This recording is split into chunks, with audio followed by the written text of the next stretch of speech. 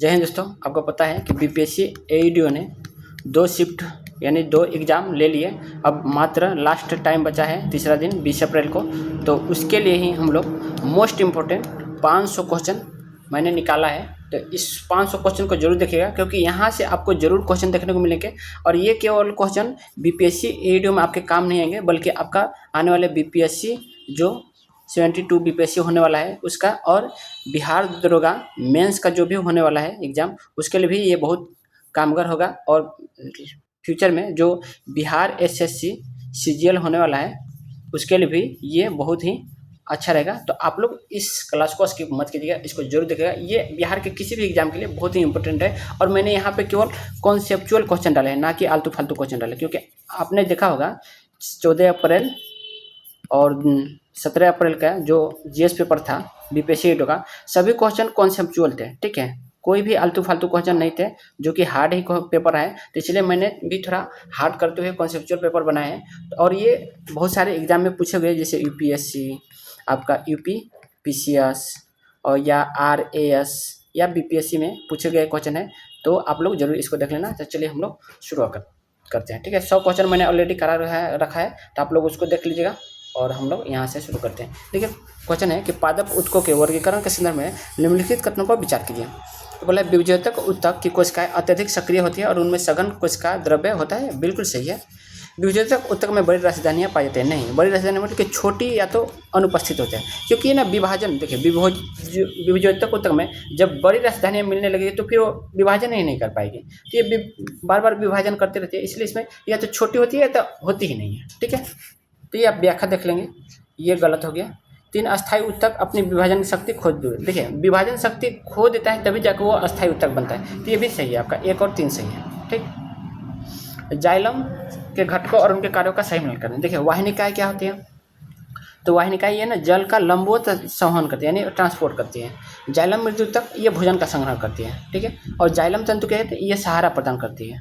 और वाहिकाएं क्या करती है? तो ये वाहिकाएं ये जल का पार्श्व संवहन यानी साइड वे कंडक्शन करती है। ठीक है, तो पार्श्व संवहन या पार्श्व ट्रांसपोर्ट कर सकते हैं। ठीक है, बाकी आप लोग देखना है तो पौधे के संवहन उत्तक को देख सकते हैं। ये जाइलम का, फ्लेम का, ये मैंने तीनों दे रखा है। आप लोग यहाँ से एक बार पढ़ लीजिएगा। ठीक है, ये यहाँ से अक्सर आपको क्वेश्चन देखने को मिलते हैं बिहार एग्जाम में या किसी भी एग्जाम में, तो ये देख लेना। ठीक, और ये व्याख्या भी है, आप लोग देख लीजिएगा। 103 में कि जटिल उत्तक फ्लेम के बारे में कौन सा कथन गलत है? तो आप वहाँ पे देखे होते, ये यहाँ पे देखे होंगे तो आपको पता चल जाएगा। ठीक है, तो डी वाला है जो, देखिए, फ्लेम उत्पत्तियों में भोजन को पौधे के अन्य भागों में पहुँचाता है। बिल्कुल सही है। फ्लेम में पदार्थों का संचलन द्विदिशीय होता है, यानी दोनों दिशा में होता है। बिल्कुल सही है। चालनी नलिकाएं परिपक्व होने पर अपना केंद्र खो देती है। ये कल के जो 17 अप्रैल को पेपर आया था ना, उसमें ये फैक्ट्स था, ये तथ्य आपको दिया था। ठीक है, तो ये भी सही है। फ्लेम के सभी घटक मृत कोशिकाओं से बने नहीं, सभी नहीं होते। ठीक है, तो ये गलत है। फ्लेम का अधिकांश घटक चालनी नलिकाएं साथी कोशिकाएं फ्लेम मृत्यु तक जीवित होते हैं। केवल क्या होता है? केवल फ्लेम तंतु जो फाइबर होते हैं, फ्लेम फाइबर, वही मृत्यु होते हैं। बहुत ठीक है भाई। सरल अस्थायी उत्तकों के गुणों पर विचार करें। पैरेन्काइमा, पतली कोशिका भित्ति। देखिए, सरल और अस्थायी उत्तक में करना है। पैरेन्काइमा होता है, क्लेरेन्काइमा होता है, स्क्लेरेन्काइमा होता है। देखिए, पतली कोशिकाएं भित्ति वाली जीवित कोशिकाएं भोजन सिंचन का कार्य करती हैं। ठीक, बिल्कुल सही है। कोलेनकाइमा पौधों को लचीलापन प्रदान करती है। इनके कोनों पर पेक्टिन जमा होता है। ये पूछता है कि कोलेनकाइमा में क्या होता है, तो पेक्टिन। तो ये भी बिल्कुल सही है। स्क्लेरेन्काइमा मृत कोशिकाएं, ये मृत कोशिकाएं लिग्निन के कार्य बहुत कठोर होती है। जैसे कि आपके किसमें, नारियल का जो भाग होता है उसमें लिग्निन होता है और बहुत कठोर होता है। ठीक है ना, तो ये तीनों आपका सही है। जंतु उत्तक में उपकला उत्तक के संदर्भ में विचार करें। सरल सल्की उपकला विसरण के लिए जिम्मेदार होता है, यानी सिंपल स्क्वेमोस विषय डिफ्यूजन के लिए जिम्मेदार होता है। बिल्कुल सही है। पक्षमावी उपकला श्वसन नली में बलगम को आगे धकेलने में मदद करता है। बिल्कुल सही है। ग्रंथि उपकला यानी ग्लैंडुलर इपिथेलियम पदार्थों के स्राव में कार्य करता है। बिल्कुल सही, यानी आपका तीनों सही है। ठीक है, तो ये देख रहे हैं आपका कितना कॉन्सेप्चुअल क्वेश्चन है। अस्थायी संयोजन के संबंध में सही युग्मों को चुनें। कंड्रा टेंडन क्या होता है? तो अस्थि को अस्थि, गलत। मैंने बताया था, एक शॉर्ट बताया था, MTB, यानी M से हो गया मांसपेशी, B से हो गया हड्डी। ठीक है, यानी बोन, और T से हो गया टेंडन। तो MTB क्या करता है? मांसपेशियों को हड्डी से जोड़ता है। तो यहाँ पे 80 से 80 बोला है, गलत। ये किसका काम होता है? स्नायु मांसपेशियों को अस्थि से जोड़ता है। मैंने बोला था BLB यानी बोन से कौन जोड़ता है, लिगामेंट, तो ये गलत है, यानी टेंडन का ये हो जाएगा और लिगामेंट का ये हो जाएगा, तो ये भी गलत हो गया। ठीक, ये दोनों एक दूसरे के विपरीत कर दिए। ठीक है, उपास्थि अस्थियों के जोड़ों को चिकना बनाता है। ठीक है, जिसको आप जब मांस खाते होंगे, जब आप मीट खाते होंगे अगर, तो उसमें जो जिस हड्डी का जो थोड़ा सा काढ़ा हुआ भाग है जो आप खा पाते हैं, तो वही होता है उपास्थि। ये बिल्कुल सही है। रक्त के संदर्भ में निम्नलिखित कथनों पर विचार करें। रक्त एक तरल संयोजी ऊतक है जिसका आधात्रिक प्लाज्मा कहलाता है। बिल्कुल सही है। प्लाज्मा में केवल प्रोटीन और लवण होते हैं। गलत, हार्मोन भी होता है। ठीक है, बोला है हार्मोन नहीं होता है उसमें। लाल रक्त कणिकाओं में हीमोग्लोबिन होता है जो ऑक्सीजन प्रदान करता है। बिल्कुल सही है, यानी आपका 1 और 3 सही है। ये आप लोग व्याख्या देख लेना। पेशीय ऊतक के प्रकारों का सही विवरण क्या करें। तो रेखित पेशी, रेखित पेशी क्या होता है, तो ऐच्छिक होता है और कंकाल से जुड़ी होती है। ABC, ठीक है। देखिए रेखित पेशी का प्रकृति क्या है, ऐच्छिक है। ठीक है, अब रेखित पेशी क्या होता है और कंकाल से जुड़ी होती है, तो यह बिल्कुल सही है। अरेखित पेशी अनैच्छिक होते हैं।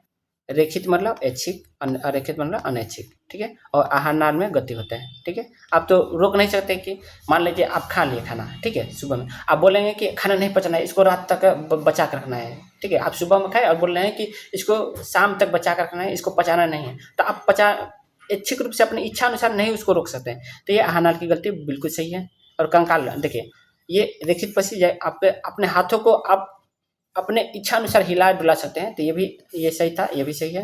हृदय पेशी अनैच्छिक होता है। हृदय पेशी आपको अनैच्छिक पता है कि आप सांस रोकते हैं तो वो अपने आप सांस लेने शुरू करता है। ठीक है, जीवन भर लयबद्ध संकुचन होता है। ठीक है, इसमें आपको पता है कि धड़कन धड़कती रहती है, तो ये भी आपका सही है। ठीक, यानी आपका तीनों सही हो जाएगा। तंत्रिका ऊतक की इकाई न्यूरॉन के बारे में क्या सकते हैं। तो न्यूरॉन में एक केंद्रक और कोशिका द्रव्य होता है जिसमें साइटोन कहते हैं। बिल्कुल सही है। डेंड्राइट संकेतों को कोशिका काय की ओर ले जाते हैं। बिल्कुल सही है। एक्सॉन संकेतों को कोशिका काय से दूर ले जाते हैं। बिल्कुल सही है, आपका तीनों सही है। एरियोलर ऊतक और एडिपोज ऊतकों के कार्य पर विचार करें। एरियोलर ऊतक अंगों के बीच की खाली जगह भरता है और ऊतक की मरम्मत में मदद करता है। बिल्कुल सही है। एडिपोज ऊतक वसा का सिंचन करता है और उसमें कुचालक का कार्य करता है। बिल्कुल सही है, आपका दोनों सही है। ठीक, साबुन और अपमार्जक की बात करें तो की क्रिया के समय में कथनों पर विचार करें। साबुन के अणु का एक सिरा जल रागे यानी हाइड्रोफिलिक और दूसरा जल विरागी यानी हाइड्रोफोबिक होता है। ठीक, सही है। मिशेल का निर्माण केवल तभी होता है जब साबुन जल की सतह पर हो। गलत। ठीक, अपमार्जक कठोर जल में उपस्थित कैल्शियम और मैग्नीशियम आयनों के साथ अघुलनशील अवक्षेप नहीं बनाते हैं। बिल्कुल सही है, आपका 1 और 3 सही है। ठीक, देखिए मिशेल का निर्माण जल के भीतर होता है। ठीक है, ये बोला था जल की सतह पर होता है। ठीक है, तो इसलिए वो यह गलत है। और यहाँ बोला है जल के भीतर होता है तथा जल विरागी पूछ केंद्र की ओर और जल, देखिए पूछता है जल विरागी किसकी तरफ होता है, जैसे यहाँ पे जल विरागी बात करें किसकी तरफ होता है, तो ये पूछ के केंद्र की ओर होता है। और जल रागी सिरा बाहर की ओर होता है। अपमार्जक कठोर जल में प्रभावी होते हैं क्योंकि वे अस्कम नहीं बनाते हैं। तो ये बिल्कुल सही था, अस्कम यानी अक्षेप नहीं बनाते हैं, तभी तो आप कपड़ा धो पाते हैं ना, उसमें गंदगी हटा पाते हैं। देखिए रसोई गैस और संपीड़ित यानी LPG और CNG के संदर्भ में कौन सा कथन सही है। LPG का मुख्य घटक मीथेन जबकि CNG का ब्यूटेन। ये क्या करना है, सही चुनना है। ठीक है, तो ये तो नहीं है। हवा से, देखिए आपको पता नहीं चाहिए LPG का मुख्य होता है ब्यूटेन और CNG का होता है, देखिए CNG का मुख्य घटक होता है मीथेन और LPG में आपको पता है ब्यूटेन और प्रोपेन आता है। ठीक है, LPG हवा से हल्की होती है जबकि CNG भारी, ये भी नहीं कह सकते। LPG में गंध के लिए इथाइल कैप्टन मिलाया जाता है। बिल्कुल सही है, आप बहुत बार पूछता जाता है, ये 10वां में भी आपका क्वेश्चन बनेगा। CNG LPG की तुलना में अधिक, तो आपका C वाला सही है। और यह व्याख्या दे सकते हैं LPG का मुख्य घटक ब्यूटेन और प्रोपेन है जबकि CNG का मुख्य घटक क्या है, मीथेन है। तो यहाँ पे उल्टा कर दिया था। ठीक है, तो आपका C वाला केवल सही है। दैनिक उत्पाद के और मुख्य रसायन के सम्मिलित करना है। माचिस की तिल्ली, माचिस की तिल्ली क्या है, लाल फास्फोरस होता है। आपको पता है कि लाल लाल होता है थोड़ा उसमें माचिस की तिल्ली में, तभी तो आप जब माचिस में मारते हैं तो जल जाता है। कृत्रिम वर्षा किससे होता है, कि कृत्रिम वर्षा सिल्वर आयोडाइड से होता है। नेल पॉलिश रिमूवर, तो आपको नेल पॉलिश रिमूवर किससे, तो एसीटोन होता है। और टूथपेस्ट कैल्शियम कार्बोनेट, क्योंकि हमारे दांत में कैल्शियम होता है इसलिए कैल्शियम कार्बोनेट होता है उसमें। प्रेशर कुकर में खाना जल्दी पकाने का मुख्य कारण क्या है? तो किसके कारण? तो उच्च दाब के कारण जल का क्वथना बढ़ जाता है इसलिए, ठीक है। और पहाड़ों में क्या होता है, जल का क्वथना घट जाता है इसलिए नहीं जल्दी पकता है। दाब बढ़ाने पर 100 डिग्री सेल्सियस के बजाय लगभग 180 डिग्री सेल्सियस पर उबलता है, जिससे भोजन को अधिक ऊष्मा मिलता है। खाद्य संरक्षण के संदर्भ में विचार करें, ठीक है। बेंजोइक अम्ल का उपयोग फल के रसों को सुरक्षित रखने में होता है, बिल्कुल सही। नाइट्रोजन गैस का उपयोग चिप्स के पैकेट को ऑक्सीकरण से बचाने के लिए किया जाता है, बिल्कुल सही है। आपको पूछता है कि चिप्स के पैकेट में कौन सा गैस होता है, तो नाइट्रोजन। पाश्चुरीकरण के में दूध को 100 डिग्री सेल्सियस पर 30 मिनट तक उबल नहीं, 60 से 62 यानी 65 डिग्री तक, ठीक है। इतने का बीच किया जाता है, 100 डिग्री सेल्सियस पर नहीं, ठीक है। तैयार है 65.8, ये आपका एक्यूरेट है। 30 मिनट या 71.7 डिग्री सेल्सियस पर 15 सेकंड के लिए गर्म किया जाता है, ठीक है। तो ये होता है। कृत्रिम मिठास के संबंध में सही कथन चुनें। तो एस्पार्टम खाना पकाने के तापमान पर स्थिर रहता है, ये सही कथन, तो गलत है। सैकरिन पहला लोकप्रिय कृत्रिम स्वीटनर था, बिल्कुल सही है, ठीक है। अब देखिए एस्पार्टम केवल ठंडे खाद्य पदार्थों में स्थिर रहता है, ये आपको बोला था स्थिर तापमान, ठीक है। खाना पकाने के तापमान पर स्थिर रहता है, ये कहाँ पे होता है? ये केवल स्थिर बोला है ना कि खाद्य पदार्थ में स्थिर होता है, ठंडे खाद्य पदार्थों में, ये जबकि ये खाना पकाने के तापमान पर बोला था, ये ठंडे खाद्य पदार्थों पर हो रहा है, ठीक है। एलिटेम अत्यधिक मीठा होता है, इसलिए इसकी मिठास नियंत्रित करना कठिन है। यहाँ पे था एलिटेम की मिठास को नियंत्रित करना आसान है, यहाँ पे नहीं आसान होता है, बल्कि यहाँ पे नियंत्रित आसान नहीं होता है, यहाँ पे आसान बोला था, यहाँ जबकि कठिन है, तो इसलिए एक भी गलत था। सुक्रोज में कैलोरी से भरपूर होता है, नहीं ये नहीं कर सकते, क्योंकि चीनी आपका जो होता है कैलोरी से भरपूर थोड़ा रहता है, चीनी खाने से आप जिंदे थोड़ा रह सकते हैं। जल की शुद्धि के संदर्भ में निम्नलिखित कथनों पर विचार करें। तो फिटकिरी गंदे पानी को स्कंदन द्वारा साफ करती है, बिल्कुल सही है। क्लोरीन का उपयोग जल के कीटाणुनाशक के लिए किया जाता है, बिल्कुल सही है, नगर पालिका द्वारा इसका यूज होता है। रिवर्स ओस्मोसिस आरओ, जो आप आरओ का पानी पीता है, अर्धपारगम्य झिल्ली का उपयोग करता है, बिल्कुल सही है, आपका तीनों सही है, ठीक। ऑप्टिकल फाइबर संचार में किस सिद्धांत पर कार्य करता है? तो पूर्ण आंतरिक पड़ता है, ये सबको पता है, औषधि और उपयोग से, ठीक है। तो एंटीपायरेटिक क्या है? बुखार का कम करने के लिए होता है। एनाल्जेसिक किसके लिए होता है? तो ये होता है दर्द निवारक के लिए, ठीक। एंटीबायोटिक किसके लिए होता है? तो एंटीबायोटिक आपको पता है सूक्ष्म जीवों को मारने के लिए होता है। और एंटीसेप्टिक बुखार नहीं, एंटीसेप्टिक होता है जीव उत्कों का संक्रमण रोकने हेतु, ठीक। रेफ्रिजरेटर में इस्तेमाल होने वाली गैसों के संदर्भ में क्या सकते हैं?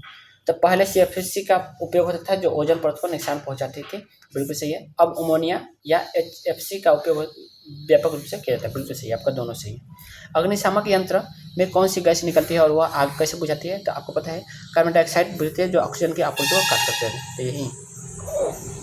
सीमेंट के जमने की दर को धीमा करने के लिए उसमें क्या मिलाया जाता है? तो जिप्सम मिलाया जाता है, ठीक है। और जिप्सम का सूत्र क्या होता है? CaSO4 2H2O, ठीक है। और यही 2 हटा के 1/2 कर दे तो ये क्या हो जाएगा? ये प्लास्टर ऑफ पेरिस हो जाएगा, ठीक है, तो याद रखिएगा। कांच के बारे में कौन सा कथन सही है? तो कांच एक क्रिस्टलीय ठोस है, नहीं, कांच एक अतिशीतित द्रव है, ये बिल्कुल सही है। कांच का कोई निश्चित गलनांक नहीं होता है, तो ये सही है, ठीक है। तो ये भी सही तो भाई लग रहा है, कांच एक क्रिस्टलीय ठोस, ये भी तो सही लग रहा है, लेकिन इसमें नहीं, आपका B और C ही केवल सही है, क्योंकि ए देता तो मे भी हो सकता था, लेकिन B और C सबसे अच्छा है, ठीक है। धूप के चश्मे में किस कांच का उपयोग किया जाता है? तो धूप के चश्मों में क्रूक्स कांच का यूज होता है, ठीक है। और क्रूक्स कांच में क्या होता है? तो इसमें सीरियम ऑक्साइड होता है, जो पराबैंगनी किरणों को अवशोषित कर लेता है। कपड़े धोने के सोडा और खाने के सोडा में संदर्भ में सही मिला करें। तो वॉशिंग सोडा क्या आता है? वॉशिंग सोडा सोडियम बाइकार्बोनेट, ठीक है। Baking soda sodium carbonate. देखिए वॉशिंग सोडा जिसमें बाई लग जाता है वो खाने वाला होता है, ठीक है, तो ये वॉशिंग वाला, ये धोने वाला था, गलत हो गया, ठीक।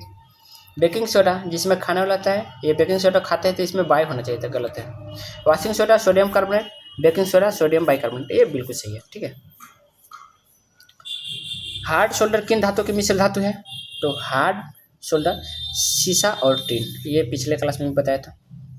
एस्पिरिन का रासायनिक नाम क्या है? तो एस्पिरिन का रासायनिक नाम है एसिटाइल सैलिसिलिक अम्ल, ठीक है, एसिटाइल सैलिसिलिक अम्ल, तो आपका B वाला ये बिल्कुल सही है। सौर सेल में मुख्य रूप से किस तत्व का उपयोग होता है? तो सौर सेल में मुख्य रूप से कितना सिलिकॉन, क्योंकि सिलिकॉन क्या होता है? अर्धचालक होता है। सिरके और नींबू के रस के पीएच के बारे में विचार करें। तो सिरका नींबू के रस से अधिक अम्लीय होता है? बिल्कुल नहीं, सिरका नींबू के रस से अधिक अम्लीय होता है। सिरका नींबू के रस से अधिक अम्लीय होता है, ये हो सकता है लेकिन नहीं, यहाँ पे नहीं होगा, क्योंकि आपको पता है नींबू का कितना होता है 2.2 और सिरका का होता है लगभग 2.5 के पास, तो ये गलत हो सकता है। ठीक, दोनों का पीएच कितना होता है? तो 7 से कम होता है, बिल्कुल सही है। तो आपका केवल 2 सही है, नहीं ये केवल 2 सही है। ठीक, जैव डीजल, ठीक है, बोला है कि जैव डीजल यानी बायोडीजल के उत्पादन के लिए किस पौधे का उपयोग किया जाता है? तो जो जैट्रोफा, रतन ज्योति जिसको बोलते हैं। ठीक है, अब हम लोग देखिए यहाँ से बहुत क्वेश्चन आए थे, साइंस इन एवरीडे लाइफ से बहुत क्वेश्चन आए हुए हैं आपके दोनों शिफ्ट में। तो यहाँ से देखें, किसी तत्व की परिघटना के दैनिक उदाहरणों पर विचार करें। तो लालटेन की बत्ती में तेल ऊपर चढ़ना, सोखता कागज, ब्लोटिंग पेपर, बिल्कुल सही है। पौधों की जड़ों से जल की पत्तियों तक पहुँचना, बिल्कुल सही है। तैलीय द्वारा शरीर का पानी सोखना, बिल्कुल सही है। आपका चारों सही है। व्याख्या देख लीजिएगा, बोला है सामान्य नाम को उसके रासायनिक नाम से। ब्रिंजक जो ब्लीचिंग पाउडर का क्या होता है? तो कैल्शियम हाइपोक्लोराइड कहते हैं। क्या? हाइपोक्लोराइड। ब्लीचिंग पाउडर का रासायनिक नाम क्या है? Calcium hypochloride. ठीक है, CaOCl2 होता है। प्लास्टर ऑफ पेरिस को क्या बोलता है? तो कैल्शियम हेमीहाइड्रेट। मैंने 1/2 बोला था ना, तो इसको हेमीहाइड्रेट बोलते हैं। तो कैल्शियम सल्फेट हेमीहाइड्रेट, ये बिल्कुल सही हो जाएगा इसका। चूना पत्थर का क्या होता है? तो कैल्शियम कार्बोनेट, CaCO3। ठीक, कैल्शियम कार्बोनेट CaCO3 ये होता है। ठीक है, बिना बुझा हुआ चूना तो CaO होता है, तो कैल्शियम ऑक्साइड होता है। ठीक है, टिंडल प्रभाव और ब्राउनी गति के संदर्भ पर क्या सकता है? तो कोलाइडी विलयन में प्रकाश के प्रकीर्णन के टिंडल प्रभाव कहते हैं। कोलाइडी विलयन में प्रकाश के प्रकीर्णन को टिंडल प्रभाव कहते हैं, बिल्कुल सही है। कोलाइडी कणों की टेढ़ी मेढ़ी गति को ब्राउनी गति कहते हैं, बिल्कुल सही है। ये दोनों प्रकीर्णन वास्तविक विलयन में भी देखी जा सकते हैं? नहीं। ठीक है, कोलाइडी विलयन में देखी जाती है। ठीक है, तो ये आपका दोनों सही है।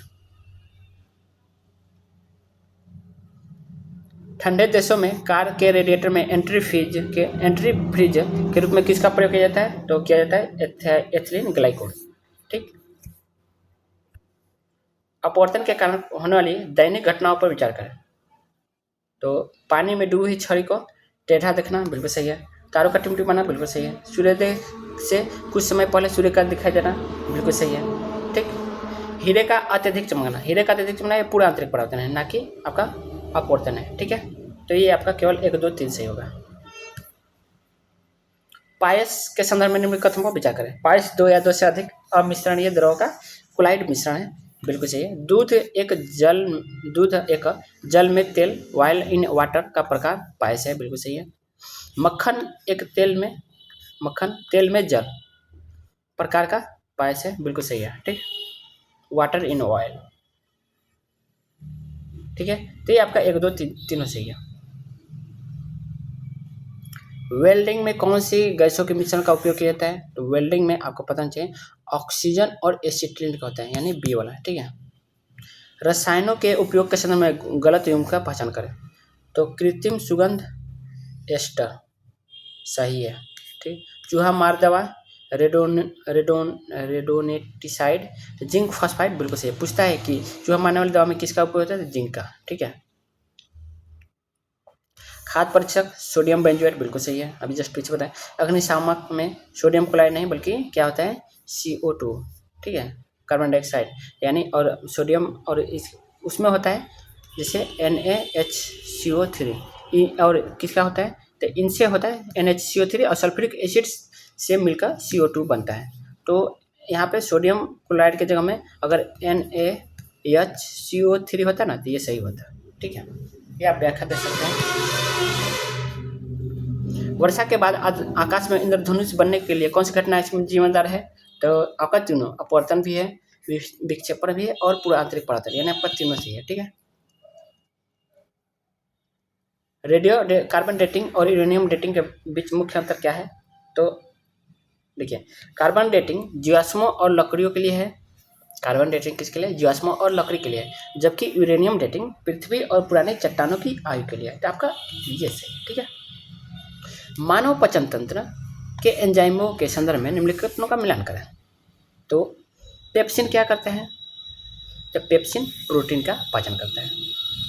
एमाइलेज क्या करता है? पहले लाइपेज का रहता है। लाइपेज क्या करता है? ये वसा का करता है, ठीक। ये हो गया और ये हो गया। और फिर ट्रिप्सिन, ट्रिप्सिन भी क्या करता है? तो ट्रिप्सिन भी तो ये नहीं, एमाइलेज ये आपका हो जाएगा कार्बोहाइड्रेट, ठीक है। कार्बोहाइड्रेट स्टार्च का पाचन करता है, एमाइलेज बिल्कुल सही है। तो ट्रिप्सिन आपका हो जाएगा न्यूक्लिक अम्ल। न्यूक्लिक अम्ल ये प्रोटीन का ही भाग है, तो ट्रिप्सिन प्रोटीन का ही पचाता है, तो ये आपका हो जाएगा, ठीक है। तो आपको ये लोग पता होना चाहिए। तो आपका कौन हो जाएगा? ए नंबर, ए का 2, बी का 4, ए का 2, बी का 4 बिल्कुल सही है। सी का 1 बिल्कुल सही है। डी का 2 बिल्कुल सही है, ठीक है। और देखिए ये वाला जो है ना, ये छोटी आंत में जाकर होता है, ठीक है। और ट्रिप्सिन आपको पता होना चाहिए किससे आता है? अग्नाशय से आता है, याद रखना चाहिए, ठीक। और ये पेप्सिन अमाशय से आता है, तो इसलिए कंफ्यूज मत होइएगा।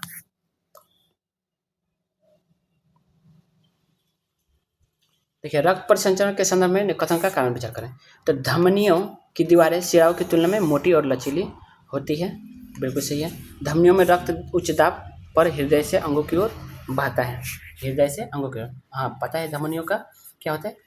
हृदय से रक्त की ओर, बॉडी की मैंने सभी अंगों की ओर, बिल्कुल सही है। यानी आपका ए और आर दोनों सही है, और आर सही व्याख्या कर रहा है। मानव उत्सर्जन तंत्र में नेफ्रॉन के कार्य को विचार करें। तो ग्लोमेरुलस ये सब नेफ्रॉन के भाग हैं, ठीक है। ग्लोमेरुलस रक्त का निस्यंदन करता है, फिल्ट्रेशन करता है, बिल्कुल सही है। ये एक कीप के नुमा होता है और यहीं पे आपका छाना जाता है खून, ठीक है। तो बिल्कुल सही है। बोमेन कैप्सूल प्रारंभिक निस्यंदन को एकत्रित करता है, बिल्कुल सही है। हैनले का लोग जल और लवणों का पुनरावशोषण यानी रीएब्जॉर्प्शन करता है, बिल्कुल सही है। आपका तीनों सही है, ठीक है। अंतःस्रावी ग्रंथियों और उनके हार्मोन का सही मिलान करें, ठीक। अंतःस्रावी ग्रंथियों और उनके हार्मोन का सही मिलान करें। तो बोला है कि थायराइड, ठीक है। थायराइड की बात करें तो थायराइड का क्या हो जाएगा? तो थायराइड थॉरोक्सिन होता है। अग्नाशय से क्या हो जाएगा? तो अग्नाशय से ग्लूकागोन होता है, ठीक। अधिवृक्ष ये आपका अधिवृक्ष है, तो ये अधिवृक्ष में ही देखिए एड्रिनल तो एड्रेनलिन, ठीक है, लड़ो हार्मोन। पिनियल से आपका मेलाटोनिन होता है, और मेलाटोनिन आपके लिए बहुत, ये दिमाग का बहुत काम आता है, ठीक है। आप लोग मेलाटोनिन को जरूर रात में जब सोइए तो इसको मेलाटोनिन को जरूर निकालना चाहिए, क्योंकि अगर आप बल्ब जला कर सोते हैं ना, जैसे लाइट जला कर सोते हैं, तो मेलाटोनिन बहुत कम निकलता है आपके शरीर से। जबकि मेलाटोनिन क्या करते हैं? ये मेलाटोनिन आपके जो भी दिन भर में काम थका वका हारा होते हैं ना, और आपके जो भी सेल्स होते हैं ना, मतलब उसको मरम्मत करने का काम करता है, आपके दिमाग को साफ करने का काम मेलाटोनिन करता है। इसलिए ना जब आप सुबह उठते हैं ना, तो आपका दिमाग फ्रेश रहता है, क्योंकि मेलाटोनिन रात भर बहुत काम करता है। तो इसलिए आप कभी भी अंधेरे में सोइए, और जल्दी, हम बोलेंगे जल्दी सो जाइए, 9 से 10 बजे तक आराम से सो जाइए, या लास्ट 11 बजे तक सो जाइए।